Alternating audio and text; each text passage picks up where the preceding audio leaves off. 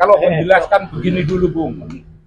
Kita jangan, ini Bung Refli ini kan kawan dekat, jadi banyak berguru. Jangan ada yang menulis kata termul untuk saya. Itu sangat tidak apa namanya, bukan soal apa, tidak menggambarkan kebenaran. Saya seorang ilmuwan yang mendukung Jokowi itu karena idealisme saya, dan berjuta-juta kaum ilmuwan mendukung. Tapi berjuta-juta itu kan tertipu. Ya biasa saja kita tertipu, itu nggak apa-apa. Ketika tertipu kita tidak lagi mendukung. Idealisme kita itu tidak bisa dijalankan oleh dia. Gagasan-gagasan dari dia, bahwa dia itu orang kampung, bahwa dia itu orang kelas bawah, bahwa dia itu tidak korup, itu ternyata tidak bisa dipanggul. Jadi saya tidak pernah menjadi termul, karena termul itu kan orang bayaran toh. Masa aku dibayar yang edan toh? Enggak pernah. Benar, para ilmuwan itu semuanya tidak ada yang mendapat uang rokok. Rokok saja nggak dapat. Nah, sekarang itu deklarasi tingkat awal. Yang kedua, saya hadir di sini sebagai orang yang akan menjelaskan dunia keilmuan dalam bidang kebudayaan. Nah, yang dijelaskan itu metodologi penelitian. Itu akan saya gambarkan mulai dari datangnya inspirasi meneliti, sampai merumuskan proposal, sampai merumuskan instrumen penelitian. Instrumen penelitian ada dengan wawancara, ada dengan studi dokumen atau archive research, ada yang studi apa namanya, studi media. Studi media itu ada penting, itu bukan media berita pada umumnya, tapi itu kalau media menuliskan investigatif journalism atau investigatif report. Kalau report semacam itu bisa menjadi bahan penelitian. Itu spesifik. Jadi ada metode-metode yang diikuti, dan ada instrumen-instrumen yang mendukung metode itu.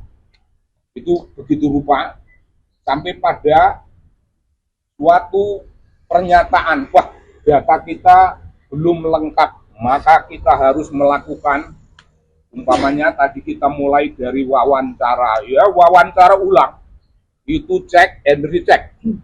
Kalau check and recheck itu masih juga belum menggambarkan kebenaran, itu dilakukan suatu wawancara mendalam untuk memperoleh keutuhan. Saya kira macam gitu. Jadi secara keilmuan saya akan pertanggungjawabkan bahwa yang dilakukan ini tidak ada sesuatu apapun, sekecil apapun yang menyimpang dari kaidah-kaidah keilmuan. Nah, kalau kaidah keilmuan ini sudah terjabar dengan baik, saya akan menjelaskan 3 tokoh ini dalam peran apa. Ini berbeda, saya punya wawasan kebudayaan, jadi kalau ilmuwan berhenti pada penjelasan metodologi sampai selesai urusan-urusan wawancara. Saya merasa perlu harus menjelaskan peran ketiga orang itu.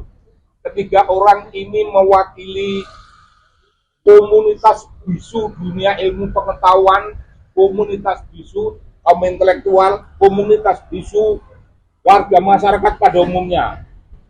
Dalam urusan menyatakan kebenaran dengan segenap risiko, tidak terlalu banyak orang berani. Tapi 3 orang ini berani. Nah, mayoritas golongan akademisi, golongan ilmuwan, golongan intelektual, golongan aktivis, mayoritas itu orang yang sedang nyanyi sunyi, orang bisu. Itu terminologi Pramudia Anantatur. Nyanyi sunyi orang bisu. Oh, mereka tidak. Mereka ini oracle. Mereka ini resi. Mereka ini begawan. Tidak ada keberatan mereka.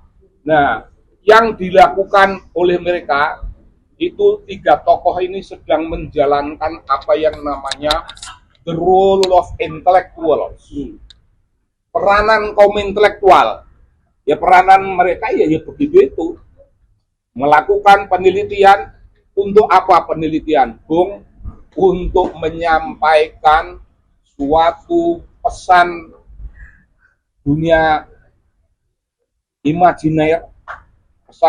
imajiner, tapi itu dunia ilmu, pesan namanya narasi, menyampaikan apa yang namanya risalah kebenaran. Tugas beliau ini menyampaikan risalah kebenaran kepada khalayak rame, mungkin untuk seluruh Indonesia, mungkin untuk dunia.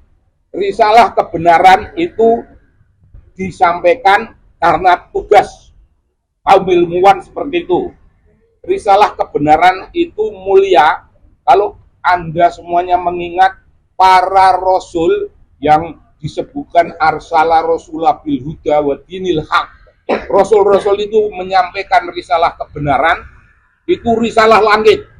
Kalau risalah kebenaran yang disampaikan 3 sahabat kita ini, itu risalah ilmiah, risalah terbatas, bisa saja didebat. Download Tribun X sekarang, menghadirkan lokal menjadi Indonesia.